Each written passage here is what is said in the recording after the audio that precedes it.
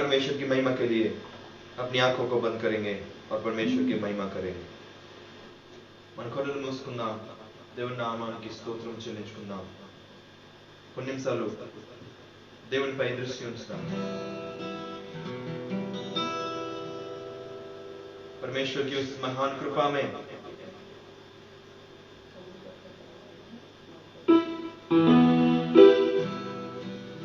కొన్ని నిమిషాలు దేవుని నామానికి స్తోత్రం చెల్లించుదాం। आइए थोड़ी देर परमेश्वर की महिमा करेंगे।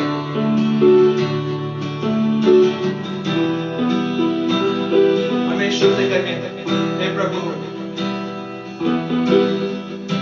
तू जहां रहता है मैं तुझे देखना चाहता हूं। ప్రభువా, నీ సన్నిధిలో నేను ఉండాలనుకుంటున్నాను। నువ్వు ఎక్కడైతే ఉన్నావో అక్కడికి నన్ను తీసుకెళ్ళు నాయనా। అందరూ కలిసి దేవుని నామానికి స్తోత్రాలు చెల్లించుకుందాం। ले चल मुझे, ले चल मुझे, तू है जहां, ले चल मुझे, ले चल मुझे,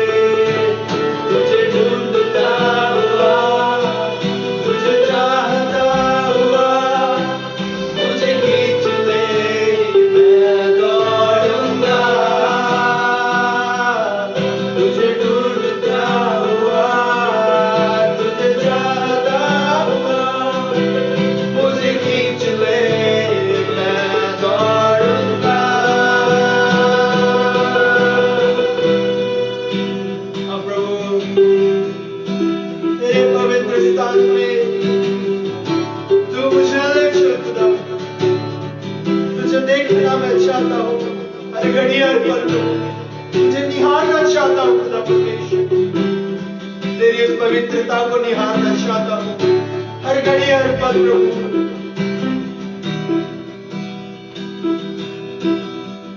ले चल मुझे सबके, ले चल मुझे,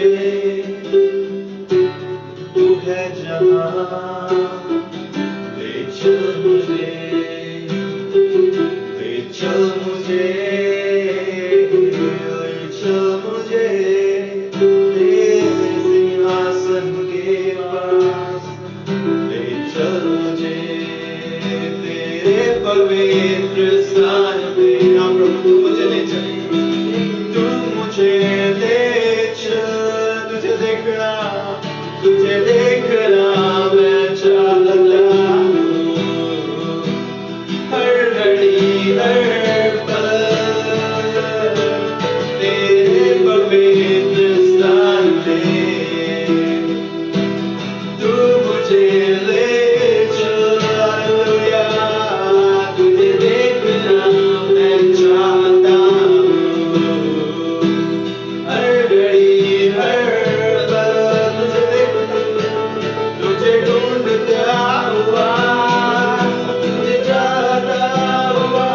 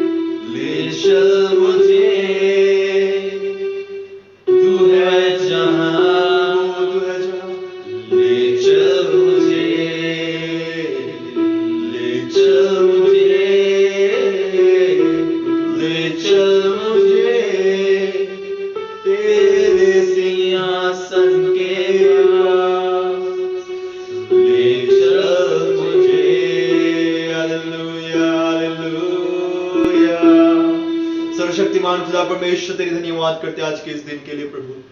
हम चाहते हैं खुदा, आपको देखना चाहते हैं, हम आपके सिंहासन को निहारना चाहते हैं, उस उज्याला को, उस रोशनी को प्रभु जो आज तक कोई मनुष्य देख नहीं पाया, उस उज्याला को, उस महिमा को निहारते हुए हर घड़ी हर पल में अपना हमारे जीवन को बिताना चाहते हैं खुदा।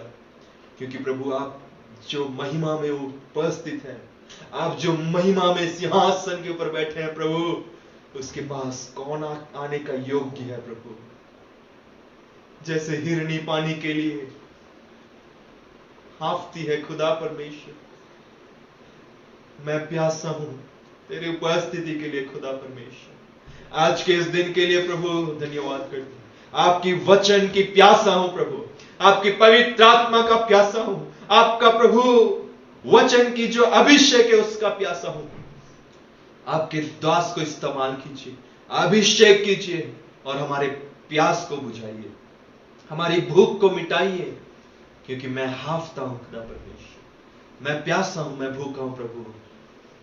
धन्यवाद करते हैं प्रभु, आने के समय आपके हाथ में सौंपते हुए इस प्रार्थना को उद्धारकर्ता यीशु मसीह के नाम से मांगते हैं, आमीन। Hallelujah, hallelujah. परमेश्वर पिता परमेश्वर की धन्यवाद हो। परमेश्वर हमें ये अच्छे से मौका दिए हैं आज परमेश्वर की महिमा करने के लिए, आज इस उपस्थिति में उपस्थित होने के लिए, परमेश्वर की महिमा के लिए हमने आराधना किए हैं। हाँ मेरे प्रियो, हम उन्हें निहारना है, हमें उनके सिंहासन को निहारना है। ऐसा परमेश्वर हमें मदद करते रहे। आइए इस वचन की ओर जाएंगे।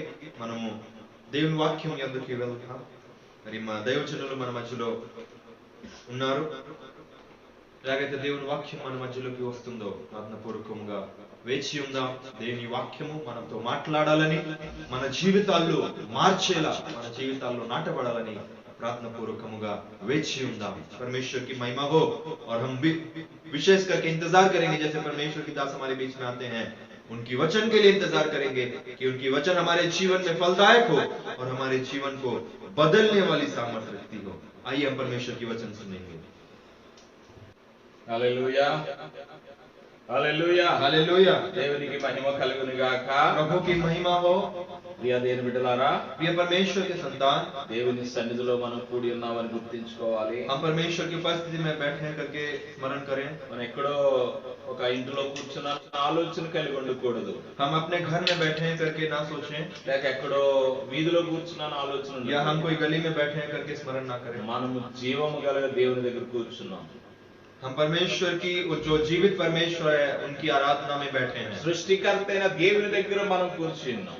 सृष्टिकर्ता जो परमेश्वर है उसकी आराधना में हम बैठे हैं। కనుక ఆయనతో మాట్లాడుతున్నాం, उनके साथ बात कर रहे हैं, ఆయన చెప్పుచున్నాం, మనం వింటున్నాం। और वो जो कह रहे हैं हम सुन रहे हैं। కనుక ఇప్పుడు వరకు దేవుని ఆరాధించి దేవునితో మనం మాట్లాడాం। और अभी तक हमने आराधना करके परमेश्वर से हम बातचीत किए। ఇప్పుడు దేవుడు మనతో మాట్లాడబోతున్నాడు। और अब परमेश्वर हमसे बात करने वाले हैं। దేవుడు వాక్యమై ఉన్నాడు। परमेश्वर वचन है, ఆ వాక్యమే శరీరధారిగా మన మధ్యకు और वो वचन शरीरधारी, देहधारी होकर हमारे बीच आई। ఆ వాక్యమే మనల్ని బోధిస్తుంది। और वो वचन हमें सिखाती है। వాక్యమే మనల్ని దేవుని రాజ్యం కొరకు సిద్ధపరుస్తుంది। और वचन ही है जो हमें परमेश्वर के राज्य के लिए तैयार करता ఈ है। సమయంలో దేవుని వాక్యం చదువుకుందాం। आइए इस समय में परमेश्वर का वचन पढ़ेंगे। మత్తయి సువార్త मत्ती रचित सुसमाचार 24వ అధ్యాయము 24वां अध्याय 17వ వచనం చదువుకుందాం। 17वां वचन पढ़ेंगे। మత్తయి సువార్త 24:17 నుంచి చదువుతున్నాను।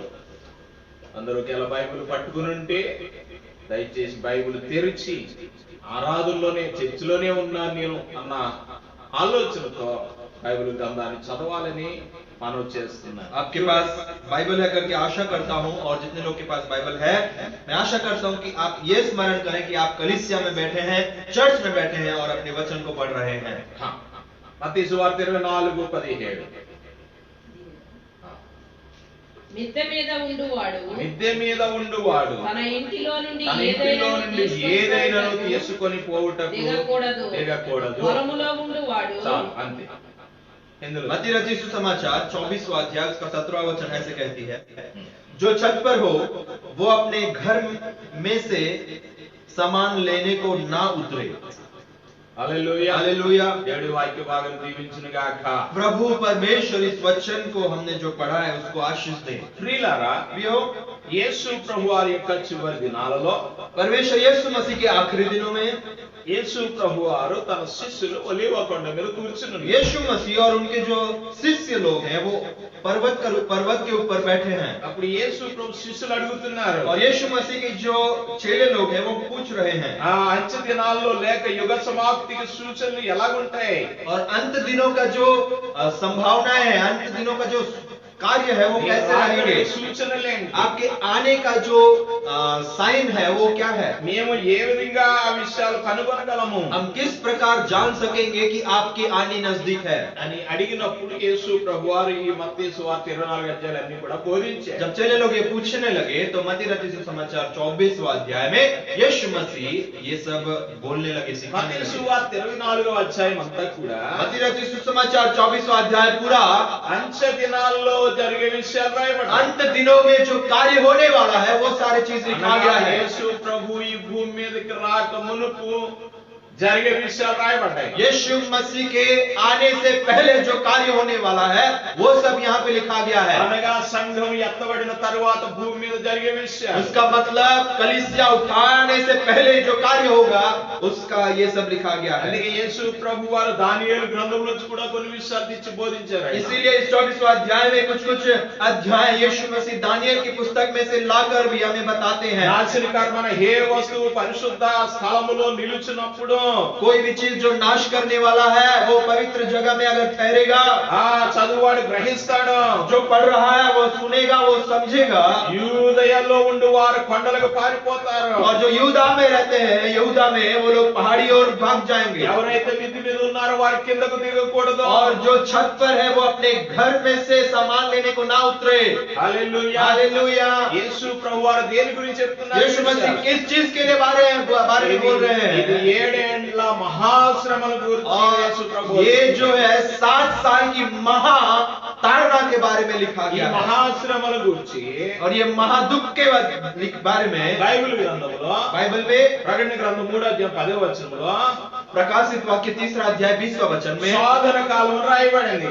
ये दुख की ताड़ना की समय करके लिखा మత్తయి है। సువార్త 3వ అధ్యాయం 7వ వచనంలో मत्ती रचित सुसमाचार 3रा अध्याय 7वां वचन में రాబోవు ఉగ్రత దినమని రాయబడింది. आने वाली परमेश्वर की क्रोध के दिन करके लिखा है। లోకా సువార్త 27వ అధ్యాయం 34వ వచనంలో लूका रचित सुसमाचार उसका 21वां अध्याय उसका 34वां वचन में ఈ మహాశ్రమల గురించి ఆ దినము గురించి ఉరి దినమని రాయబడింది. और ये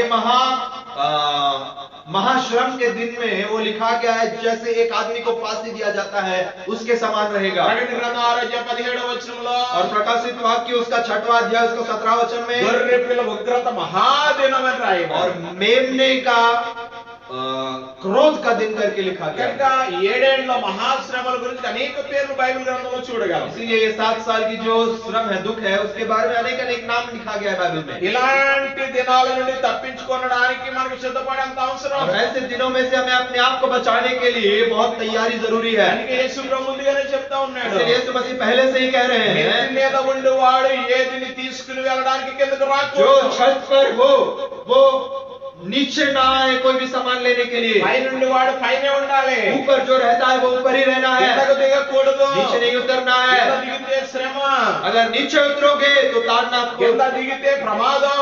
नीचे आओगे तो दुख है। ఏది తీసుకోకూడదు. कोई भी सामान ना लेना పై है, నుండి वाడు పైనే ఉండాలి. ऊपर जो रहता है वो ऊपर ही रहना है। హల్లెలూయా. हालेलुया। అవును ప్రియ దేవుని బిడ్డలారా, आपके परमेश्वर की ఈ संतान, రోజున మిద్య అనేది మనకి ఏమి తెలియపరుస్తా ఉంది? आज ये जो छत के बारे में क्या बताती है हमें? మిద్య నిత్య అనగా ఉన్నత జీవితానికి छत का मतलब ये है, हमें ये दर्शाती है हमारा जो ऊंचा पद में है जीवन, उसका मतलब ये है। నిత్య అనగా భక్తి జీవితానికి సూచన, जो छत का मतलब है हमारा भक्ति जीवन, నిత్య అనగా పరిశుద్ధ జీవితానికి సూచన, छत का मतलब पवित्र जीवन को दर्शाता है। నిత్య అనగా ప్రార్థనా జీవితానికి సూచన, छत मतलब प्रार्थना पूर्वक जीवन को सूचाता है। నిత్య అనగా ఎత్తైన స్థలములో అంటే లోతైన అనుభవం కలిగి ఉండుటని అర్థము। छत का मतलब ऊंचे स्थानों में परमेश्वर के साथ गहरा रिश्ते को बनाकर रखने का। అందుకే ప్రకటన గ్రంథంలో రాయబడింది, इसलिए प्रकाशित वाक्य में लिखा गया है పరిశుద్ధంగా ఉన్నవాడు ఇంకనూ పరిశుద్ధంగా ఉండాలి, जो पवित्र है उसको और पवित्र होना है, అపవిత్రుడు అపవిత్రుడుగానే ఉంటాడు, अपवित्र जो है वो अपवित्र ही रहेगा, న్యాయవంతుడు ఇంకనూ న్యాయవంతుడు ఉండాలి। न्यायी जो है वो और न्यायी होना है। హల్లెలూయా హల్లెలూయా। అవును ప్రియ దేవుని బిడ్డలారా, आपके परमेश्वर की యేసు संतान ప్రభు స్పష్టంగా చెప్తున్న మాట ఇది, यीशु मसीह स्पष्ट रूप में कहते हैं ये बातों को। మిద్ది మీద ఉన్నావా మిద్ది కింద ఉన్నావా, आज आप छत के ऊपर हैं या छत के नीचे हैं। రాయబడింది మిద్ది మీద ఉండి వాడు తన ఇంటిలో ఏది తీసుకొని కింద यहाँ पे దిగకూడదు। लिखा गया जो छत पर हो वो अपने घर में से सामान लेने को ना उतरे। ఎక్కడంట, कहाँ? ఇంటిలో ఇది తీసుకోవడానికి। घर में से लेने के ఈ लिए। రోజున आज 100కి 100 మంది కూడా ఆలోచనలు ఎక్కడ ఉంటున్నాయి, 100 में से 100% लोगों का विचार कहाँ रहती है? ఇంటి మీదే ఉంటున్నాయి। घर के ऊपर रहता ఆ है। పిల్లల మీద ఆలోచన, अपनी संतान बच्चों के ऊपर, భార్య పిల్లల మీద, जो पति है उसका पत्नी के ऊपर, भार्य वो पति के ऊपर, భార్య భర్త పిల్లల మీద, और जो पत्नी है वो स्त्री जो है अपने पुरुष के ऊपर, अपने बच्चों के ऊपर। ఇంట్లో ఏమి కావాలా, घर में क्या आवश्यकता ये है, बनाना, क्या खाना बनाना ये बनाना, है, क्या खाना है, ఫలానాది లేదు ఇది లేదు అది కొనుక్కోవాలి ఇది కొనుక్కోవాలి। फलाना चीज नहीं है, ये खरीदना है, वो खरीदना है।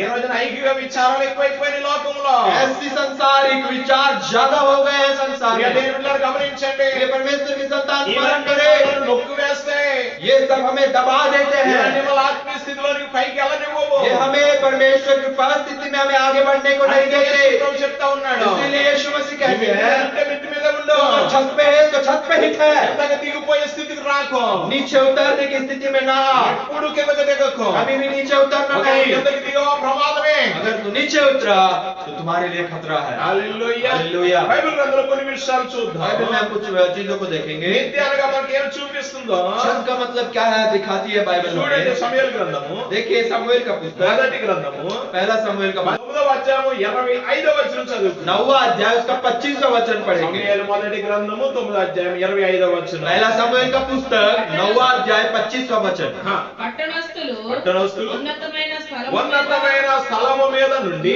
దిగచుండగా దిగుచుండగా సమూయేలు సౌలుతో మిద్దె మీద మాటలాడుచుండెను।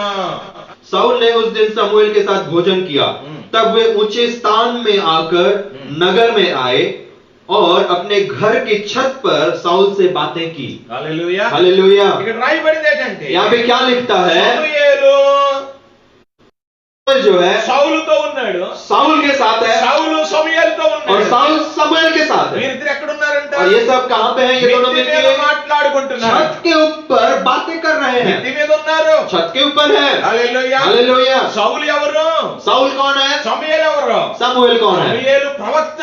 समूएल जो है वो नबी है, परमेश्वर का भविष्यवक्ता है। హల్లెలూయా। హల్లెలూయా। దాని మొదలుకొని బెయర్షెబా వరకు दान से लेकर बेर्शेबा तक అతడు ప్రవక్త। वो भविष्यवक्ता है। యెహోవా అని పేరు అతనికి, దీర్ఘ దర్శని పేరు ఆయనకి। और वो जो परमेश्वर के दर्शन देखने वाला है, అంతేకాదు న్యాయాధిపతిగా और उसका ఉన్నాడు। ये भी है वो न्यायी है। హల్లెలూయా। हालेलुया। మరి సౌలు ఎవరు? तो साउल कौन है? సౌలు గాడిదలు మేపుకునేవాడు। शाऊल जो है वो गधों को चराने वाला व्यक्ति था। కీసు కుమారుడు బెన్యామీను। कीश का पुत्र बिन्यामी का गोत्र का। గాడిదలు తప్పిపోతే గాడిదలు వెతుక్కుంటూ వచ్చాడు। अपने जो गधे जो बिछड़ गए उसके वो ढूंढते हुआ आया। గాడిదలు వెతుక్కునేవాడు, గాడిదలు మేపుకునేవాడు। और गधों को ढूंढने वाला, गधों को चराने वाला। అలాంటి వాడు ఎక్కడ ఉన్నాడు ఇప్పుడు? और ऐसे व्यक्ति कहाँ पर मिलता है? ప్రవక్త అయిన సమూయేలు దగ్గర ఉన్నాడు। भविष्यवक्ता समूएल के पास है। ఎందుకు వచ్చాడు? क्यों आया?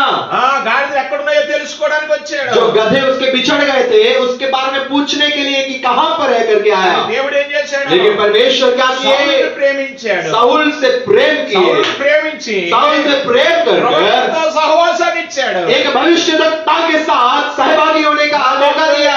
हालेलुया। హల్లెలూయా। हालेलुया। ఎంత గొప్ప సౌభాగ్యం, इतना महान सौभाग्य है। ఎంత देखिए గొప్పగా कितना महान परमेश्वर ने उसको महान स्थिति में ऊंचा उठाया। అందుకే మొదటి సమూయేలు గ్రంథం 10వ అధ్యాయం 1వ వచనంలో 9వ వచనంలో 11వ వచనంలో इसीलिए पहला समूएल का पुस्तक 10वां अध्याय उसका पहला वचन में 10వ వచనంలో 10वां वचन में और 11वां वचन में 12వ వచనంలో 12वां वचन में మనం చూసినప్పుడు वहाँ पे अगर देख लेंगे तो సౌలు ప్రవక్తలతో కూడా ఉన్నాడా అని రాయబడింది। वहाँ पे लिखता है कि साउल क्या भविष्यवक्ताओं में से एक है।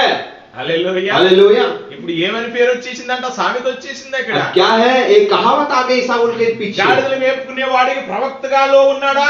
जो गधों को चराता था क्या वो भविष्यवक्ताओं के साथ है?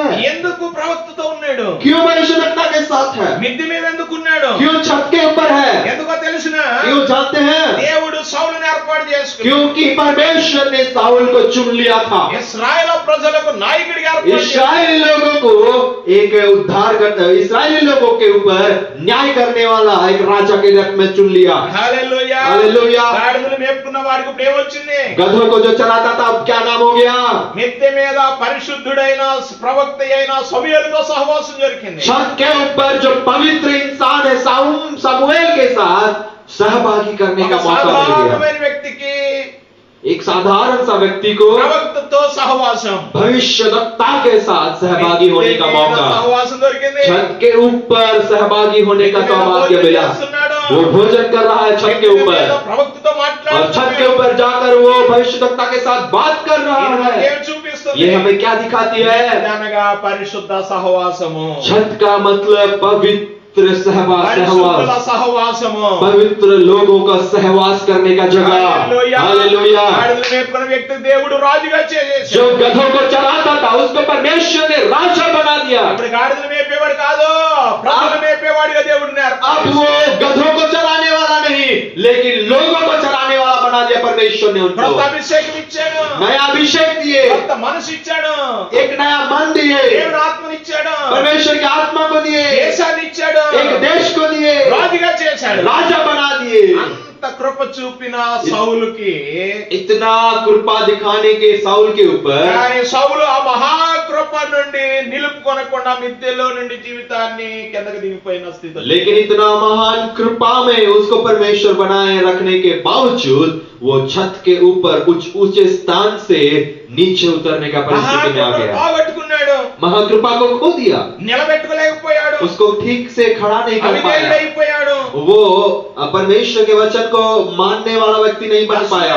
ప్రారంభించాడు, దైవాత్మ పోయింది, అతనిలో దురాత్మ ప్రవహించింది। परमेश्वर की आत्मा खो दिया, दुरात्मा उसके अंदर आ गया। 18వ అధ్యాయం 10వ వచనంలో समूएल का पुस्तक उसका 18वां अध्याय उसका 10वां वचन में అతనికి దురాత్మ ప్రవహించింది। उसके अंदर दुरात्मा, दुष्टात्मा ఇశ్రాయేలు प्रवेश ప్రజలను की। ప్రియులారా 40 సంవత్సరాలు పరిపాలించాడు, इस्राएली लोगों के ऊपर 40 साल तक राज बन के राज किया, लेकिन 2 సంవత్సరాలు మాత్రమే దేవుని ఆత్మతో నింపబడ్డాడు। परंतु सिर्फ 2 साल परमेश्वर की आत्मा से भरा था। మిగతా 38 సంవత్సరాలు దురాత్మతో పరిపాలించాడు। बाकी के 38 साल तक वो सिर्फ दुष्ट आत्मा के साथ राज करता 38 रहा। సంవత్సరాలు దావీదుని తరుగుతానే ఉన్నాడు। 38 साल तक दाऊद के पीछा करता रहा। దేవుని ఆత్మతో నుంచి పోయింది। परमेश्वर की आत्मा को उसने खो दिया। కారణం ఏమిటి? कारण क्या है? పరిశుద్ధుల సహవాసం పోయింది, पवित्र लोगों का सहवास खो दिया, మిద్ది నుంచి కిందకి దిగిపోయాడు। छत के ऊपर से नीचे आ गया। దేవుని బిడ్డలారా ఈ రోజున గుర్తించాలి, ये परमेश्वर की संतान स्मरण करें। నీవే స్థితిలో ఉన్నావో ఒకసారి आज आप ఆలోచించాలి। कौन सी स्थिति में है सोचना है। నీవే స్థితిలో ఉన్నావో సరి చేసుకోవాలి। आप कौन सी स्थिति में अपने आप को ठीक करना है। దురాశ, ధనాశ, जो धन की लाभ, అవిధేయత लोभ और जो परमेश्वर की बात ना मानना ఒకవేళ నిన్ను కిందకి తీసుకొస్తున్నాయేమో, अगर आपको नीचे गिरा दे रही వాళ్ళ है, ఆచారాలు కిందకి जो తీసుకొస్తున్నాయేమో, संसार की जो आचार है उसको परमेश्वर आपको नीचे तो नहीं लेके आ रहे हैं। కిందకి లాక్కొస్తుందేమో। क्या आपके परिवार को तो नीचे नहीं लेके आ रही ప్రభు है। అంటున్నాడు, प्रभु कहते हैं మిద్ది మీద ఉన్నవాడు మిద్ది మీదే ఉండాలి, छत के ऊपर जो रहता है वो सिर्फ छत के ऊपर కిందకి रहे, దిగకూడదు। वो नीचे ना उतरे। ప్రియ దేవుని బిడ్డలారా, ये परमेश्वर की संतान, అపోస్తలుల కార్యములు प्रेरितों का कार्य 10వ అధ్యాయము 10वां अध्याय, చూడండి ఒకసారి। एक बार देखें प्रेरितों का कार्य 10वां अध्याय 9వ వచనం చూస్తే 9वां वचन देखेंगे। అపోస్తలుల కార్యం 10వ అధ్యాయం 9వ వచనములో ఆ. మరునాడు వారు ప్రయాణమైపోయి పట్టణమునకు సమీపించినప్పుడు ఆ. పగలు ఇంచుమించు పగలు ఇంచుమించు 12 గంటలకు పేతురు పేతురు ప్రార్థన చేయుటకు మిద్దె మీదకెక్కెను. మిక్కిలి प्रेरितों के कार्य 10वां अध्याय 9वां वचन में ऐसे कहता है ये, दूसरे दिन जब वे चलते चलते नगर के पास पहुंचे तो दोपहर के निकट पतरस छत पर प्रार्थना करने चढ़ा। Hallelujah hallelujah. చూడండి देखिए ఇక్కడ పేతురు గారు మిద్దె ఎక్కాడంట. यहाँ पे पतरस जो है वो छत पर प्रार्थना करने के लिए चढ़ा। ఎక్కడున్నాడు? कहाँ पर है? యొప్పే అనే గ్రామంలో ఉన్నాడు. यूपेनी करके जो ग्राम है, नगर में है। సీమోన్ అనే చర్మకారుని ఇంటికి వెళ్ళాడు.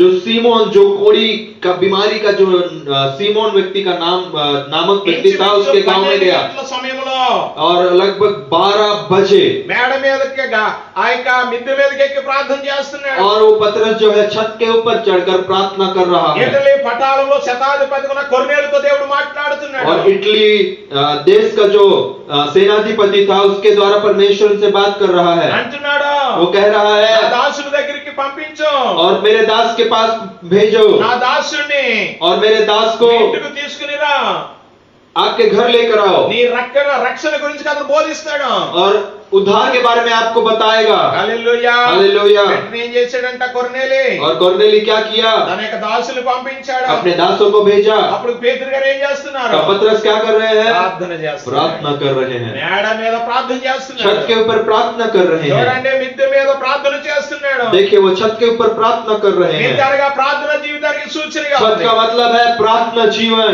అవును ప్రియ దేవుని బిడ్డలారా, हाँ मेरे प्रियो, మిద్దె మీద ఉన్న పేతురు గారికి ఏమొచ్చింది? और छत के ऊपर जो प्रार्थना कर रहे थे पतरस को क्या मिला? దర్శనం వచ్చింది. परमेश्वर से दर्शन मिला। దర్శనంలో చూస్తున్నాడు, और वो दर्शन में देख रहे ఆకాశం हैं, నుంచి ఒక దుప్పటి కింద దిగింది. आकाश से कंबल की जैसे कपड़ा नीचे उतर रही है।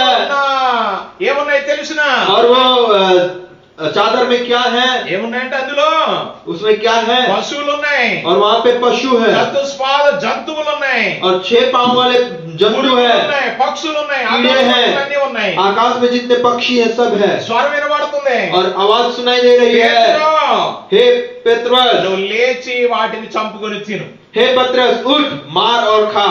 అప్పుడు ఏమంటున్నాడు పేతురు గారు? तब पतरस क्या कहता है? ప్రభువా, నిషిద్ధమైనది కదా ఇది, नहीं प्रभु, ఇవన్నీ అపవిత్రమైనవి, నేను ఎలా తింటాను?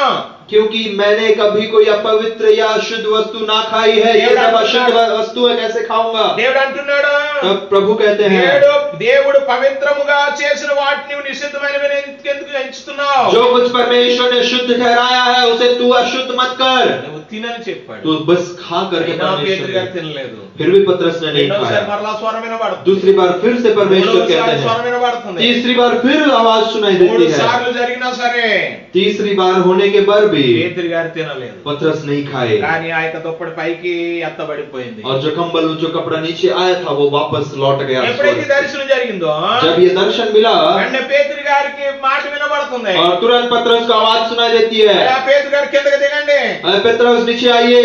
కొర్నేలు దగ్గర నుంచి మనుషులు వచ్చారు. और कोर्नेली के पास से लोग आए నేను हैं, వారి ఇంటికి వెళ్ళాలి. और कर्नेलियुस के घर जाना है। వెంటనే ప్రార్థన ముగించిన పేతురు గారు కింద దిగాడు. और तुरंत प्रार्थना समाप्त करके पतरस नीचे उतरे। పేతురు గారు కొర్నేలు ఇంటికి వెళ్ళాడు. पतरस जो है वो कर्नेलियुस घर కొర్నేలు के, ఇంటికి వెళ్ళేటప్పుడు అనేక మంది అక్కడ గుమిగూడి ఉన్నారు. और कर्नेलियुस के घर में जब पहुंचे पतरस, अनेक लोग वहां पे इकट्ठे होके बैठे हुए हैं, అన్యజనులు. और वहां पे अन्य जाति लोग हैं పేతురు वो, గారు వారికి దేవుని సువార్తను ప్రకటించాడు. और जो लोग परमेश्वर की सुसमाचार को सुना रहे हैं, యేసు ప్రభు అందరికి దేవుడని చెప్పాడు. और यीशु मसीह सबका परमेश्वर है कह के बता रहे పేతురు हैं, గారు వాక్యం చెప్తా ఉండగా और परमेश्वर का वचन जैसे पतरस बताते रहता है, 44 నుండి 46 వచనాలు చూసి 44वां वचन से लेके 46वां वचन तक, దేవుని వాక్యన ప్రతి ఒక్కరి మీదకు పరిశుద్ధాత్మ దిగి और जितने लोग परमेश्वर का वचन पतरस के द्वारा सुन रहे थे, सबके ऊपर पवित्र आत्मा उतर आई। Hallelujah hallelujah, hallelujah. దేవుని బిడ్డలారా ये గమనించండి. परमेश्वर की संतान स्मरण ఆ करें, దినాల్లో యూదులు అన్యజనులతో మాట్లాడేవారు కాదు, కలిసేవారు उन కాదు. दिनों में यहूदी लोग जो थे वो अन्य लोगों के साथ, अन्य जातियों के साथ मिलते नहीं थे, సహవాసం చేసేవారు కాదు. सहवास नहीं करते थे। కానీ ఇక్కడ ఏం జరిగింది? लेकिन यहाँ पे क्या हुआ? పేతురు గారు ఎప్పుడైతే కొర్నేలు ఇంటికి వెళ్ళి విధేయుడయ్యాడో, और पतरस परमेश्वर का बात मानकर जब कोर्नेलियुस के घर गए, దర్శనము ద్వారా పేతురు గారు చేసిన వచ్చిన సువార్త दर्शन के द्वारा परमेश्वर का वचन जो सुसमाचार पत्रस ने सुनाया, అందరూ కూడా రక్షింపబడడానికి अन्य అవకాశం కలిగింది. जातियों का सारे के सारे उद्धार में आने का अवकाश हुआ। హల్లెలూయా. हालेलुया। ప్రథమ అన్యజనులకు ప్రథమ క్రైస్తవ సాపుకుడు ఎవరంటే పేతురు గారే. और अन्य जातियों को परमेश्वर का वचन सबसे पहले सुनाने वाला व्यक्ति कौन था? पतरस था। అటు యూదుల్లోను और वहां पे यहूदियों के लिए अन्यजनुల మధ్య और यहाँ पे अन्य जातियों के बीच में దేవుని వాక్యను బోధించిన వాడు, परमेश्वर का वचन सुनाने वाला व्यक्ति था బోధించిన వాడు और कलीसिया को स्थापना करने वाला పేతురు గారు. पतरस जी है। కారణం ఏంటి? क्या कारण మిద్ది है? మీద ప్రార్థన అనుభవం ఎంతో గొప్పది. छत के ऊपर प्रार्थना करने का अनुभव बहुत महान रीति से है। మిద్ది మీద నుంచి దిగితే ప్రమాదము సుమా. छत के ऊपर से अगर नीचे उतरते हैं बहुत ही खतरा है। హల్లెలూయా. हालेलुया। ప్రార్థనా జీవితం కలిగి ఉండు. प्रार्थना जीवन को बना के रखे, పరిశుద్ధుల సహవాసం కలిగి ఉండు. पवित्रों का सहवास में रहे। అపోస్తలుల కార్యములు प्रेरितों का कार्य మొదటి అధ్యాయము पहला अध्याय 14వ వచనం చూస్తే 14 वचन को अगर देखेंगे, వీరందరూ వీరితో కూడా కొందరు స్త్రీలను యేసు తల్లి అయిన మరియయు ఆయన సహోదరులను ఏక మనసుతో ఎడతెగక ప్రార్థన చేయుచుండిరి. 13వ వచనం కూడా చదువుతున్నాను చూడండి.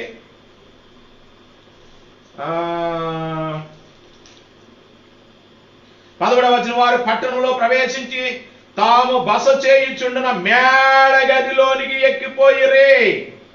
एक का 13 में लिखा है, जब वे वहां पहुंचे तो उस उटारी पर गए जहां पतरस और यूहन्ना और याकूब और अंद्रियास और फिलिप्युस और तोमा और बतलोमी और मत्ती और हल्फायु का पुत्र याकूब और सिमोन जेलोतेस और याकूब का पुत्र यहूदा रहते थे। वे सब कोई स्त्रियों और यीशु का माता मरियम और उसके भाइयों के साथ एक चित्त होकर प्रार्थना में लगे रहे। हालेलुया। हालेलुया। యేసు ప్రభువు పునరుద్ధానం చేయబడ్డాడు. और यीशु मसीह पुनरुत्थान होकर वापस गए। ఎప్పుడైతే తిరిగి లేచాడో, जब वापस जी उठे, ఎప్పుడైతే లేచిన తర్వాత 40 దినాలు శిష్యులు కనబడతా ఉన్నాడు. और यीशु मसीह तीसरे दिन जब वापस जी उठे तो 40 दिन तक चेले लोग को दर्शन दिए। చివరిగా లోకాసు సువార్త 24 అధ్యాయం 50-51 వచనాల్లో और आखिरी लूका रचित समाचार उसका 24वां अध्याय उसका वहां पे लिखा है 50-51 వచనాల్లో 51 और 52 वचन में, ఆయన ఆరోహణమై వెళ్ళిపోతున్నప్పుడు और वो परमेश्वर जब मेघों पर उठा लिया जा रहे थे, దేవుడు ఏమన్నాడు? యేసు ప్రభు ఏమన్నాడు? यीशु मसीह क्या कहते हैं? మీరు వెళ్ళి తండ్రి యొక్క వాగ్దానం కొరకు కనిపెట్టండి. और आप जाके परमेश्वर ने जो वायदा दिया है उसके लिए इंतजार करें।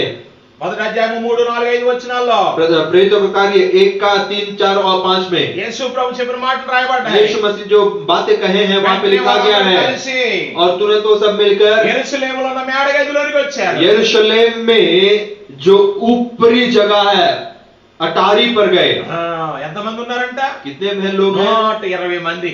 120 ఈ लोग। 120 మంది కలిసి ఏం చేశారు? 120 लोग मिलकर क्या किए? ఏక మనసుతో एक मन होकर ప్రార్థన చేయడం మొదలుపెట్టారు. प्रार्थना करना शुरू किए। హల్లెలూయా. हालेलुया। ఎలాంటి ప్రార్థన చేస్తున్నారు? कैसी प्रार्थना कर रहे हैं? ఏక మనసుతో ప్రార్థన एक చేశారు. मन होकर प्रार्थना कर रहे వారు हैं। వారి ఇంటికి వెళ్ళిపోలేదు. अपने अपने घर नहीं गए, వారు ప్రత్యేకంగా ఉన్నారు. वो अलग होकर प्रत्येक में है। వారు ఎవరితో కలవలేదు. वो किसी से नहीं मिले। అక్కడ రాయబడింది वहां पे लिखा है ఏక మనసుకులై वो एक मन होकर దగ్గరగా మొర్రపెట్టిరి. और जोर से प्रार्थना करने लगे, అభిప్రాయం కలిగి ఉన్నారు. और एक मन एक विचार होकर ఏక ఉద్దేశం కలిగి एक ఉన్నారు. उद्देश्य में। అక్కడ రాయబడింది वहां पे लिखा है ఏడతెగక ప్రార్థన చేయుచుండిరి. निरंतर प्रार्थना करते रहे। హల్లెలూయా. हालेलुया। ఎక్కడైతే ప్రార్థన చేస్తున్నారో जब प्रार्थना कर रहे हैं, 2 అధ్యాయం 1 నుండి 4 వచనాల్లో दूसरा अध्याय 1 से 4 वचन तक దేవుని ఆత్మ వారి మీదకి దిగి వచ్చింది. परमेश्वर की आत्मा उनके ऊपर उतर आई। హల్లెలూయా. हालेलुया। హల్లెలూయా. हालेलुया। ప్రియ దేవుని బిడ్డ, अपने परमेश्वर की संतान, మిథ్య అనగా కనిపెట్టుటకు छत సూచన. पर मतलब परमेश्वर की खोजी होकर रहना। మిథ్య అనగా దేవుని శక్తిని పొందుట. छत मतलब परमेश्वर की सामर्थ को प्राप्त करना। మిథ్య అనగా పరిశుద్ధాత్మతో అభిషేకింపబడుట. छत मतलब पवित्र आत्मा की भी अभिषेक से మిథ్య अभिषेक అనగా करना। దేవుని ఆత్మతో నింపబడుట. छत का मतलब परमेश्वर की आत्मा से भरना। మిథ్య అనగా దేవునితో మాట్లాడే సహవాసం కలిగి ఉండుట. छत का मतलब परमेश्वर से बात करने का सहवास में होना। హల్లెలూయా. హల్లెలూయా. అది నీకు స్థలం ఉందా ప్రియ దేవుని బిడ్డలారా? क्या आज अपने हृदय में या अपने जीवन में जगह है? యేసు ప్రభువారు यीशु मसीह లోకాసు వార్త 27:37లో लोकायतीसु समाचार 21 अध्याय उसका 37 ఆయన वचन में కొండలోకి వెళ్ళి గడిపేవాడు రాత్రంతా. परमेश्वर जो है वो पहाड़ी जगह पर, पहाड़ों पर जाकर रात भर परमेश्वर के उपस्थिति में समय बिताते थे। ప్రార్థన చేయడానికి वो प्रार्थना करने के लिए ఆయనకు ఒక స్థలం ఉండేది. वो एक जगह रखते थे। యాకోబు కూడా याकूब भी ఆదికాండం 32 అధ్యాయం మనం చూస్తాం. उत्पत्ति का 32वां अध्याय में देखते हैं అతడు కూడా తన భార్యను పంపివేసి అతను ఒక స్థలం ఏర్పాటు वो भी చేసుకున్నాడు. अपनी स्त्रियों को, अपने दास दासियों को भेजकर अपने एक जगह को उसने बनाया। దేవునితో పెరిగిలాడాడని రాయబడింది. परमेश्वर से लड़ा, युद्ध किया करके యేసు लिखा। ప్రభు కూడా అంటున్నాడు. यीशु मसीह भी कहते हैं సువార్త 6 అధ్యాయం 6వ వచనంలో मत्ती समाचार 6वां अध्याय 6वां वचन में నీవు ప్రార్థన చేయనప్పుడు तुम्हें जब प्रार्थना करोगे గదిలోనికి వెళ్ళు, अपने कमरे में जाओ, రహస్యమును దేవునికి మొరపెట్టు, जो परमेश्वर पिता रहस्य में है उसको प्रार्थना करो, రహస్యముగా నీవు ప్రతిఫలం वो ఇస్తాడు. रहस्य में जो है वो प्रतिफल देगा। హల్లెలూయా. हालेलुया। అవును ప్రియ దేవుని బిడ్డలారా, हाँ प्रिय परमेश्वर की మిథ్య संतान, అనగా छत का मतलब यह है అర్థమే తెలియపడుతుంది. हमें क्या दिखाती है? దేవుని వాగ్దానం కొరకు కనిపెట్టుట. परमेश्वर की वचन के ऊपर भी इंतजार करना। మిథ్య అనగా దేవుని छत का శక్తితో मतलब నింపబడుట. परमेश्वर की सामर्थ से भरना। మిథ్య అనగా ప్రార్థనా జీవితము. छत मतलब प्रार्थना जीवन। మిథ్య అనగా పరిశుద్ధుల సహవాసం. छत मतलब पवित्रों का सहवास। దానియేలు మిథ్య గురించి చూడండి. दानिएल का छत के बारे में देखिए। దానియేలు గ్రంథం 6 అధ్యాయం 10వ వచనంలో दानिएल का पुस्तक 6वां अध्याय उसका 10वां वचन में ఆ రోజుల్లో చూస్తే उन दिनों में देखें, ప్రియ దేవుని బిడ్డలారా, देखिए प्रिय ఒక परमेश्वर के प्रियो, శాసనం చేయబడింది. वहां पे एक कानून आया। 120 మంది అధిపతులు. 120 अधिकारी लोग, ఈ 120 మందిలో ముగ్గురు న్యాయాధిపతులు ఉండేవారు, వారి మీద और ये- ప్రధాన అధిపతులు. और ये 120 लोग में से वो 120 लोगों को राज करने के लिए 3 महायाजक या महान न्यायी लोग थे। ఆ ముగ్గురులో ప్రధానమైన వాడు దానియేలు. और उनमें से तीनों में से जो प्रधान व्यक्ति था वो दानिएल था। అంటే 123 మంది నాయకుల మీద అధికారం అన్నమాట దానియేలు. इसका मतलब क्या है? 123 लोगों के ऊपर राजा या अधिकार होने वाला अधिकारी था తనపైన दानिएल। ఉండేవాడు రాజు అని దర్యావేసు. और दानिएल के ऊपर जो था दरियस जो राजा था। కానీ దానియేలు మీద అందరూ కూడా స్వార్థం చూపారు. लेकिन दानिएल के ऊपर सब लोभी होते थे పాలిటిక్స్ జరిగింది అక్కడ. और वहां पे पॉलिटिक्स स्वार्थी है। దానియేలు ఏ విధంగా అంతం చేయాలనుకున్నారు. जैसे करके भी दानिएल को मारने को कोशिश कर रहे थे। 123 మంది, 123 लोग అంతేకాదు సైన్యాధిపతులు, और उनके साथ जो सेनाधिपति लोग थे వీళ్ళందరూ కూడా ఏకమయ్యారంట. ये सब एक मन हुए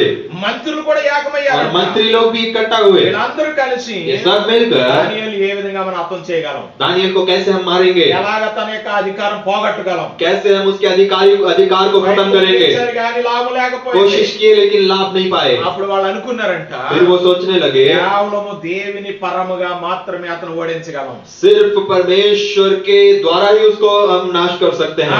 దేవుని పద్ధతి విషయంలో తప్ప మరి దేని విషయంలో మనం అతన్ని లోపం కనుగొనలేమన్నారంట. वो सिर्फ परमेश्वर के द्वारा ही उसको हम नाश कर सकते हैं, उसके अलावा और कुछ नहीं कर सकते। అందరూ కలిసి రాజుగారి దగ్గరికి వెళ్ళారు. और ये सब मिलकर राजा के पास गए రాజుతో అంటున్నా, రాజా और राजा के पास जाकर कहे, राजा 30 దినాలు నీ దగ్గర తప్ప వేరే దేవుని దగ్గర గాని ఏ మనుషుల దగ్గర గాని ఎవరు మొర పెట్టకూడదు. और 30 दिन तक आपके पास आके आपको ही दंडवत करना है, आपके अलावा किसी को पूजा नहीं करना है। మీరు శాసనం తయారు చేసేయండి. और आप एक कानून बनाइए। శాసనం తయారైపోయింది. और कानून बनाने రాజుగారు సంతకం और పెట్టేశారు. राजा ने साइन दिए, हस्ताक्षर दिए సీలు వేశారు. और सील भी लगा दिए దేశంలో ప్రకటించబడింది. और चिन्ह भी लगा देने के बाद देश में प्रचार किया गया। దానియేలుకి తెలుసా తెలీదా? दानिएल जानता था कि नहीं? దానియేలుకి తెలుసు. दानिएल जानता था। అయినను फिर भी చూడండి 10వ వచనం రాయబడింది. 10 वचन में लिखा ఈ है శాసనము సంతకము చేయబడినని చేయబడినని ఆ. దానియేలు తెలుసుకొనినను దానియేలు తెలుసుకొనినను అతడు తన ఇంటికి వెళ్ళి అతడు తన ఇంటికి వెళ్ళాడట. యథాప్రకారముగా యథా ప్రకారముగా అనుదినము అనుదినము ప్రతిరోజు మోకాళ్ళుని ముమ్మారు అనగా 3 సార్లు మోకాళ్ళుని తన ఇంటి పై గదికి చూడండి తన ఇంటి పై గదికి ఎక్కి కిటికీలు తీసి యెరూషలేము తట్టు తెరవబడి ఉండగా తన దేవునికి ప్రార్థన చేయించు ఆయనను స్తుతించుచు వచ్చెను. दानिएल का 6वां अध्याय 10वां वचन में हाँ। जब दानिएल को मालूम हुआ कि उस पत्र पर हस्ताक्षर किया गया है, तब वो अपने घर में गया जिसकी उपरोटी कोठरी की खिड़कियां यरूशलेम की ओर खुली रहती थी, और अपनी रीति के अनुसार जैसे वो दिन में 3 बार अपने परमेश्वर के सामने घुटने टेककर प्रार्थना और धन्यवाद करता था, वैसे ही तब भी करता रहा। Hallelujah hallelujah. గమనించండి ప్రియ దేవుని బిడ్డలారా, देखिए प्रियो, శాసనాలు వ్యతిరేకంగా ఉన్నా సరే, और जो कानून उसके विरुद्ध थे, అయినా సరే దానియేలు ప్రార్థన చేయడం మానలేదు. और फिर भी दानियल प्रार्थना करना बंद नहीं किया। ఎన్నిసార్లు చేసేదండి రోజుకి? दिन में कितना बार करता था? వింటున్నారా? देख रहे हैं? ఎన్నిసార్లు ప్రార్థన రోజుకి? कितना बार प्रार्थना करता था? 3 సార్లు ప్రార్థన. 3 बार करता था 3 दिन సార్లు में। కూడా ఎలా ప్రార్థన చేశాడు? और 3 बार कैसे करता था प्रार्थना? మోకాళ్ళలోని ప్రార్థన చేసి, घुटने टेक कर प्रार्थना करता था। Hallelujah hallelujah. యెరూషలేము తట్టు కిటికీలు తెరిచి, और जो कोठरी थी उसकी यरूशलेम की ओर खिड़कियां खुली थी, యెరూషలేము కొరకు ప్రార్థన చేశాడు. यरूशलेम के लिए प्रार्थना करता रहा। Hallelujah hallelujah. మేడ మీద చేసిన ప్రార్థన దేవుడు విన్నాడు. और छत के ऊपर रोटी कोठरी के ऊपर जो प्रार्थना किया परमेश्वर ने सुना। దానియేలు సింహపులో పడవేసినా సరే, दानियल को शेरों के मान में फेंक देने के बाद దానియేలు ఏమీ కూడా నాశనం కాలేకపోయాడు. दानियल को एक खरोच भी नहीं लग पाया। ఎవరైతే అతని మీద విరోధంగా మాట్లాడారో వారే నాశనం అయిపోయారు. जो लोग उसके विरुद्ध बात किए उन्हीं को परमेश्वर ने नष्ट कर दिया, తన ప్రార్థన తన రక్షించింది. लेकिन दानियल की प्रार्थना दानियल को बचा कर रखी। Hallelujah hallelujah. ప్రియ దేవుని బిడ్డలారా, हाँ प्रिय परमेश्वर की ఎన్ని విషయాలైనా సరే कोई भी विषय में దేవునికి దూరం కాకూడదు. परमेश्वर से दूर नहीं होना ఎటువంటి है। వ్యతిరేకత వచ్చినా कोई भी విరోधी चीज हमारे विरोध ఏ आए, విషయంలో బలపడడం నేర్చుకోవాలి. परमेश्वर की परिस्थिति में दृढ़ होना सीखना అవసరమైతే है। దేవుని కొరకు ప్రాణం పెట్టడానికి ఇష్టపడాలి. अगर जरूरी है तो परमेश्वर के लिए अपना प्राण को भी त्याग ఏ करने के लिए तैयार విషయంలో होना బిందు है। దిగకూడదు. कोई भी चीज में से छत के ऊपर से नहीं उतरना है। వ్యతిరేక శాసనాలు వచ్చినా సరే आपके विरुद्ध कानून बने మిద్ది మించి కింద దిగకూడదు. तो भी छत के ऊपर से ना उतरना। హల్లెలూయా हालेलुया। హల్లెలూయా. हालेलुया। దావీదు గురించి చూడండి. दाऊद के बारे में देखिए, దావీదును దేవుడు ఎంతగానో హెచ్చించాడు. दाऊद को परमेश्वर ने बहुत रीति से ऊंचा उठाया। దావీదుని దేవుడు గొర్రెలను మేపుకుంటున్న వ్యక్తిని తీసుకొచ్చి రాజుగా చేశాడు ఇశ్రాయేల్ ప్రజలకు. और जो गाय बकरियों को बैलों को चराता था, चरवा था, उसको ला के परमेश्वर ने राजा बनाया। అపోస్తలుల కార్యం 13:22 రాయబడింది. और అపోస్తలు प्रेरितों का कार्य उसका 13 अध्याय उसका 22वां वचन में लिखा है। రాయబడింది. क्या लिखा है? అతడు దేవునికి ఇష్టడు. और वो परमेश्वर के निकट का, దావీదు परमेश्वर का దేవుని इच्छुक యొక్క इंसान था। ఉద్దేశాన్ని నెరవేర్చువాడు. दाऊद जो था वो परमेश्वर कार्य को पूरा దేవుడే करने वाला దావీదుని था। ఏర్పాటు చేసుకున్నాడు. परमेश्वर ने ही दाऊद को चुना। దేవునికి ఇష్టడుగా ఉన్న దావీదు और जो परमेश्वर का इच्छुक बनकर रहा ఒక दाऊद, రోజున एक दिन యుద్ధానికి వెళ్లకుండా और एक दिन युद्ध में ना जाते ఆయన हुए ఏం చేశాడంట? वो क्या कर रहा है? మేడ మీద పడుకున్నాడంట. छत के ऊपर सो रहा है। చూడండి ఒకసారి एक बार देखिए, 2వ సమూయేలు గ్రంథం 11:2 और दूसरा समूएल का पुस्तक 11वां वचन, उसका 11वां अध्याय उसका दूसरा वचन। ఒకానొక దినమున ఒకానొక దినమున ప్రొద్దుగుంకు ప్రొద్దుగుంకు వేళ దావీదు పడక మీద నుండి దావీదు లేచి, పడక మీద నుండి లేచి నగరది రాజనగరి రాజనగరి మిద్దె మీద నడుచుచు పైనుండి చూచుచుండగా స్నానము చేయి ఒక స్త్రీ కనబడెను. ఆమె బహు సౌందర్యవతి. दूसरा समूएल का पुस्तक 11वां अध्याय उसका दूसरा वचन। हाँ। सांझ के समय दाऊद पलंग पर से उठकर राजभवन की छत पर टहल रहा था, और छत पर से उसको एक स्त्री जो अति सुंदर थी नहाती हुई देख पड़ी। చూడండి ప్రియ దేవుని బిడ్డలారా, देखिए प्रियो, ప్రొద్దుగుంకు వేళంటది. और सांझ की समय है, దావీదు పడక మీద లేచాడు. और दाऊद जो था वो अपने पलंग से उठा మిద్దె మీద నడుచుచున్నాడు. और राजभवन की छत पर टहल रहा था। ఆ సమయం ఏ సమయం? और वो कौन सा समय है? యుద్ధ కాలం అని రాయబడింది. और वहां पे लिखा है युद्ध का काल है। మొదటి వచనంలో రాయబడింది. पहला वचन में लिखा వసంత है, కాలము రాజుల యుద్ధమునకు బయలుదేరు సమయమున फिर जिस समय राजा लोग युद्ध करने को निकला करते थे। హల్లెలూయా. हालेलुया। రాజులు యుద్ధానికి వెళ్ళవలసిన సమయం. और जो राजा लोग युद्ध के जाने के लिए समय, సైన్యాధిపతి మోయాబు వెళ్ళాడు और యుద్ధానికి. सेनाधिपति मोआब गया युद्ध के लिए, రాజుగారు యుద్ధానికి వెళ్ళలేదు. और राजा जो था वो युद्ध में नहीं गया। అమోనీయుల మీద యుద్ధం జరుగుతుంది. अमोनियों के विरुद्ध युद्ध हो रहा है, దావీదు ఏం लेकिन చేస్తున్నాడు? दाऊद क्या कर रहा है? నిద్రపోతున్నాడు. सो रहा है, నిద్రపోయి లేచి ఏం చేశాడు? और सो के उठकर अपने पलंग से क्या कर रहा है? ఏం చూశాడు? छत के ऊपर से क्या देखा? స్నానం చేస్తున్న స్త్రీని एक చూశాడు. स्त्री जो नहा रही थी। ప్రియ దేవుని బిడ్డలారా, क्यों? ఎక్కడున్నాడు అతను? वो कहां पर है? మేడ మీద ఉన్నాడు. छत के ऊपर है, ఎత్తైన స్థలంలో ఉన్నాడు, ऊंचे स्थान में కానీ है, ఏం చేశాడు? लेकिन क्या किया? స్త్రీని చూచాడు, स्त्री को देखा, ఆమెతో పాపం చేశాడు. उसके साथ पाप किया करके लिखा है।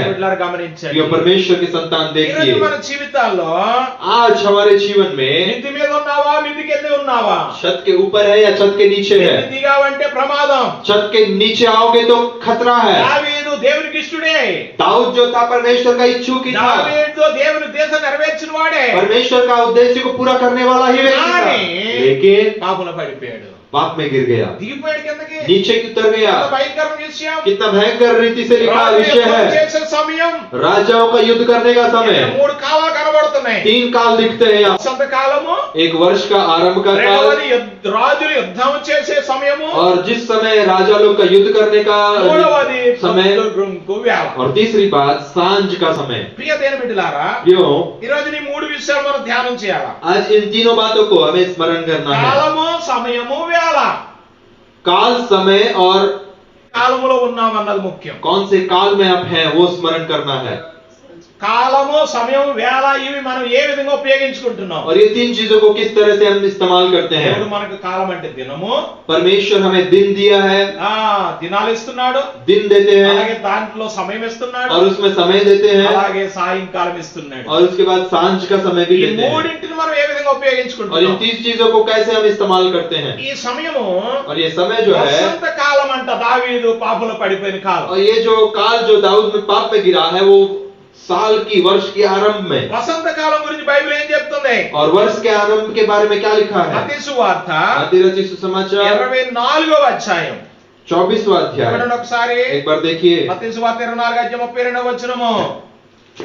అంజూరపు అంజూరపు చెట్టును చెట్టును చూచి ఒక ఉపమానము ఒక ఉపమానము నేర్చుకొనుడి. అంజూరపు కొమ్మ అంజూరపు కొమ్మ లేతదై లేతదై చిగురించినప్పుడు వసంత వసంత కాలం ఇంకా సమీపముగా ఇంకా ఉన్నదని సమీపంగా ఉన్నదని మీకు తెలియను. మీకు తెలియను.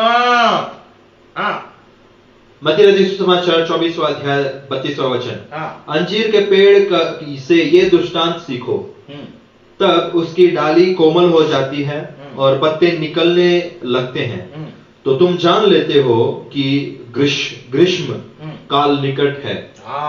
హల్లెలూయా. हालेलुया। గ్రీష్మ కాలం అంటే వసంత కాలం అని. वसंत काल मतलब कि ग्रीष्म काल, आरंभ, वर्ष का आरंभ। ఈ వసంత కాలం ఎప్పుడు వస్తుందని మనకు తెలియపరుస్తుంది और ये వాక్యం. ग्रीष्म काल कब आएगा?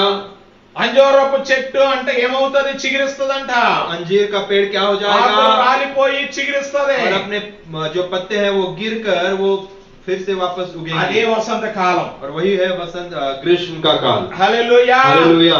అనగా దాని అర్థం ఏంటి? उसका मतलब क्या है? అంజూరపు చెట్టు అనగా और अंजीर का पेड़ का ఇశ్రాయేలు मतलब ప్రజలకు సూచన. इस्राएल लोगों को दर्शाती है। ఇశ్రాయేలు ప్రజలు చిగురించాలి. इस्राएली लोगों को फलवंत होना है। అవును ప్రియ దేవుని బిడ్డలారా, हाँ प्रिय परमेश्वर की संतान। క్రీస్తు సగము డబ్బీలో और क्रिस्त पूर्व డబ్బీలో 70वां టైటస్, శతాబ్ది. రోమా సైన్యాధిపతి ఉన్న టైటస్ వచ్చి ఏం చేశాడు? యెరూషలేమును అంతా నాశనం చేశాడు. रोमियो का जो राजा था से वो टाइटस जो था वो यरूशलेम को पूरा नाश कर दिया। ఇజ్రాయెల్ దేశం అంతా కూడా రోమ్లో కలిసిపోయింది. इस्राएल देश जो था वो रोम में मिल गया था। టైటస్ ఏం చేశాడు? దాదాపు 10 లక్షల మంది చంపించేశాడు. और टाइटस जो था इस्राएली लोगों को करीब 10 लाखों को मार दिया। 10 लाख అనేక लोगों को, మందిని ఇతరులకు అమ్మివేశాడు. अनेक लोगों को अलग अलग देशों में बेच दिया। 1,00,000 మంది అమ్మబడ్డారు. 1 लाख लोग बेचे किए 10 లక్షల మంది చంపబడ్డారు. और 10 लाख लोग मारे गए। రక్తము కాలువలే ప్రవహించింది. और जो खून था, लहू था, वो नदियों के जैसे बह रहा था। ఇతర దేశాలకు పారిపోయారు. इस्राएली लोग जो थे वो अलग अलग देशों में भागने लगे। అప్పటి నుండి तब से लेकर ఇజ్రాయెల్ దేశం అనేది ప్రపంచపు మ్యాప్ లో లేకుండా పోయింది. तब इस्राएली देश जो था वो मैप से ही निकला गया, मतलब मैप में ही नहीं पाया गया। అందుకే చెప్తున్నాడు ఇక్కడ, इसलिए यहाँ पे कहता है చెట్టు చిగురేస్తుంది. अंजीर का जो पेड़ है उसके पत्ते नरम हो जाएंगे అలా ఎప్పుడు చిగురించిందో తెలుసునా? और उसके पत्ते निकलने लगेंगे। कब निकले? 1948 और 19वां 48 में ఆ మే 14వ తారీఖున मई 14 ఇశ్రాయేలు तारीख को ప్రజలకు మరలా స్వాతంత్రం వచ్చింది. इस्राएली लोगों को फिर स्वतंत्रता मिला। హల్లెలూయా. హల్లెలూయా. అంటే చిగురించడం మొదలైంది. फिर से वो पत्ते उगने लगे। అప్పటి నుండి ప్రజలు వస్తా ఉన్నారు, ఇశ్రాయేల్ ప్రజలందరూ तब కూడా. तक इस्राएली लोग आ रहे थे लोग। ఇశ్రాయేల్ దేశముగా మ్యాప్ లోనికి మరలా వచ్చింది. फिर इस्राएल जो था वो मैप में एक देश के जैसे वापस ఈ लौटा। రోజున ప్రియ దేవుని బిడ్డలారా, అంజూరపు చెట్టు చిగురించింది. आज जो है अंजीर का पेड़ जो है वो फिर से फलने लगा। అంటే మనం ఉన్న కాలం ఏంటన్నమాట? వసంత కాలం. और हम लोग कौन से काल में है? ग्रीष्म काल में है। దేవుడు చెప్పిన ప్రతి మాట నెరవేరుతుంది. परमेश्वर जो बातें कहते हैं वो सब पूरा हो रहा है। ఒక్కటి కూడా తీయడానికి వీలు లేదు. एक वचन को भी निकालने का संभावना नहीं యేసు है। ప్రభు చెప్పినట్టుగా వసంత కాలంలో మనం ఉన్నాం ప్రియులారా. परमेश्वर जैसे हमसे कहा है उस ग्रीष्म काल में हम लोग, ఈ కాలం వసంత కాలం అని గ్రహించాలి. और ये काल जो है ग्रीष्म काल करके हमें स्मरण करना है। రెండవది, और दूसरी बात, దావీదు दाऊद రాజులు యుద్ధము చేసే సమయం. राजा लोग युद्ध के लिए जाने का समय, రాజులు యుద్ధమునకు బయలుదేరి వెళ్ళాలి. राजा लोग युद्ध के लिए तैयार होके निकलना है। ఎఫెసీయులకు రాసిన పత్రిక 5:15 వచనంలో, 15-16 వచనాల్లో 15 और 16 वचन में సమయమును సద్వినియోగం చేసుకుని రాయబడింది. और समय को सही सलामत इस्तेमाल करना है దినములు करके लिखा है। చెడ్డవే. दिन बुरे हैं। హల్లెలూయా. హల్లెలూయా. రాజులు అనగా దేవుని కుమారులు. राजा का मतलब क्या है? परमेश्वर के संतान। క్రీస్తేమో రారాజు. और जो मसीह है वो राजाओं का राजा है। ఆరాధించే మనందరం కూడా రాజకుమారులు. इसलिए जो उनकी आराधना करते हैं हम लोग राजकुमारी लोग हैं। రాజకుమారులు ఏం చేయాలి? राजकुमार क्या करना है? వసంత కాలములో और ग्रीष्म काल में యుద్ధము చేయవలసిన వారమై ఉన్నాం. युद्ध करने वाले हैं। రాజకుమారులు యుద్ధము చేయాలి. राजकुमार जो लोग हैं वो युद्ध करना है। రాకడ సమయంలో మనం ఉన్నాం. और परमेश्वर के आने के समय में है। యుద్ధము చేయడం అంటే ఏంటి? और युद्ध का मतलब क्या है? ఎవరితో యుద్ధం చేయాలి? किसके साथ युद्ध करना है? పాపంతో యుద్ధం చేయాలి. संसार से युद्ध करना है। పాపంతో యుద్ధం చేయాలి. पाप से लड़ना है। శరీర క్రియలతో शारीरिक क्रियों से మన యుద్ధం చేయాలి. हम युद्ध करना है। సాతానుతో యుద్ధం చేయాలి. शैतान से युद्ध करना है। దురాత్మ సమూహాలతో యుద్ధం और చేయాలి. दुरात्माओं की समूह जो है उनसे लड़ना है। ఎఫెసీయులకు రాసిన పత్రిక 6:12 వచనంలో స్పష్టంగా రాయబడింది. एफेसियों की 6वां अध्याय उसका 12 वचन में स्पष्ट रूप में लिखा है। యాకోబు 4:13 వచనంలో याकूब రాయబడింది. का 4:1 में लिखा है, దురాత్మ సమూహాలతో, दुरात्माओं का जो दुष्ट आत्मा के समूह है, క్రియలతో, शैतान की क्रियों से, పాపముతో, संसार से, పాపముతో पाप से మనందరం యుద్ధం हम చేయాలి. सब लड़ना है। హల్లెలూయా. హల్లెలూయా. యుద్ధం చేయడమే కాదు, జయించాలి. हम लड़ना ही नहीं, हमें जयवंत होना है। దానికి ఇది సంపాదించుకునే సమయం కాదు ప్రియులారా. इसीलिए ये कमाने का समय नहीं है, ఏది యుద్ధము చేసే సమయం. ये युद्ध करने का समय है। దావీదు ఆ సమయాన్ని గుర్తించలేకపోయాడు. दाऊद वो समय को देख नहीं पाया, स्मरण नहीं कर पाया, అర్థం చేసుకున్నాడు. वो समय को व्यर्थ किया। ప్రియ దేవుని బిడ్డలారా, प्रिय परमेश्वर की संतान, ఈ రోజున వాక్యం వింటున్న నీవు ఎలా ఉన్నావు ఒకసారి ఆలోచన చెయ్యి. आज जो वचन सुन रहे हो आप कैसे हो, स्मरण करना మూడవది, है। దావీదు మిద్ది మీద పడిపోవడానికి కారణం ప్రొద్దు గుంకు వేళ. तीसरी बात जो है, दाऊद जो छत के ऊपर से नीचे आने का परिस्थिति में आ गया, वो सांझ का समय था। ప్రొద్దు గుంకు వేళ అనగా శోధన కాలానికి సూచనగా सांझ का समय का मतलब क्या है? ताड़ना का समय, అనగా చీకటి కాలం.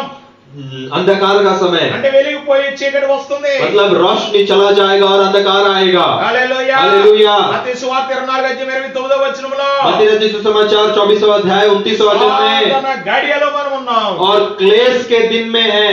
ఈ రోజున ప్రియ దేవుని బిడ్డ, और प्रिय परमेश्वर के संतान, ప్రొద్దు గుంకు వేళ सांझ का समय అనగా యేసు ప్రభు వచ్చే కాలం, मतलब परमेश्वर आने का समय, అనగా వెలిగిపోయే కాలం. और जो है ज्योति चले जाने का समय। గుర్తించావా? स्मरण किए, యాకోబు తన మామగారింటికి వెళ్తున్నాడు. याकूब जो अपने मामा के घर में जाता है, ఆదికాండ 28:10-11 వచనాలు. उत्पत्ति में लिखता है, ప్రొద్దు గుంకిపోయిందంట వెళుతూ.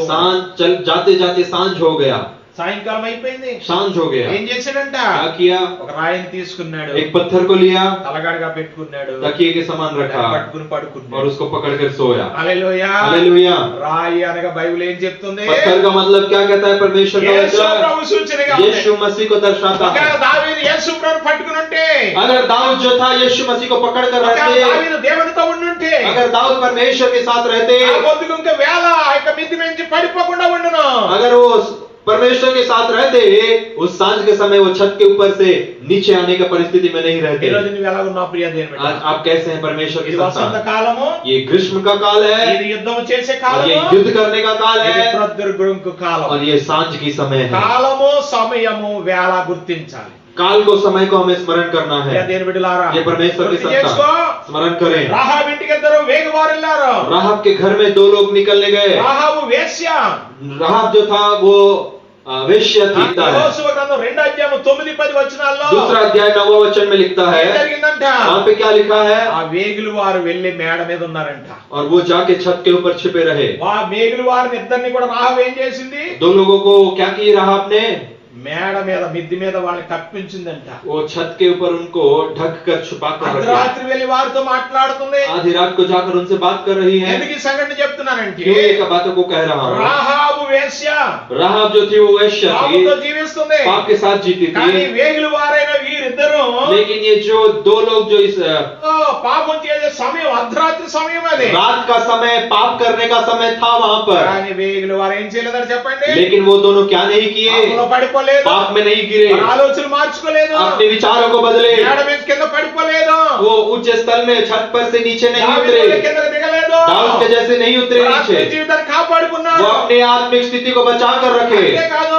उतना ही नहीं, రాహాబు కూడా గుర్తించింది. राहब विस्मरण की, అంతవరకు పాపంలో జీవించిన तब तक पाप में रहते हुए भी ఆమె మిద్ది ఎక్కింది. वो छत के ऊपर चढ़ गई ఇప్పుడు ఆ వేగుల వారితో సహవాసం చేసింది. और वो दोनों के साथ सहवास की, వారితో మాట్లాడుతుంది. उनसे बात कर रही అయ్యా है। మీ దేవుడు గొప్పవాడు. प्रभु आपके जो प्रभु है वो महान మీ है। దేవుడు ఐగుప్తు ప్రజల నుండి ఇశ్రాయేలు ప్రజలను కాపాడాడు. आपके परमेश्वर जो है वो मिस्र देश से इस्राएलियों को ఐగుప్తు बचाया, దేశంలో గొప్ప కార్యాలు చేశాడు. इस मिस्र देश में महान कार्य किए। విన్నానయ్యా. मैंने सुना, పాపినే. मैं सुनी और मैं पापी हूँ, ఈ రాజ్యాన్ని ఈ దేశాన్ని మీకు దేవుడు ఇవ్వబోతున్నాడు నాకు తెలుసునా. लेकिन मैं जिस जगह में रहती हूँ, ये राज्य को, ये देश को परमेश्वर आपको देने जा रहा है, मैं जानती हूँ। ఈ దేశాన్ని ఇచ్చినప్పుడు और परमेश्वर जब ये राज्य को आपको देगा, ఈ దేశానికి వచ్చినప్పుడు और जब आप लोग इस देश में आएंगे, అయ్యా నా కుటుంబాన్ని జ్ఞాపకం చేసుకోండి. प्रभु मेरे परिवार को स्मरण నన్ను करो, జ్ఞాపకం చేసుకోండి.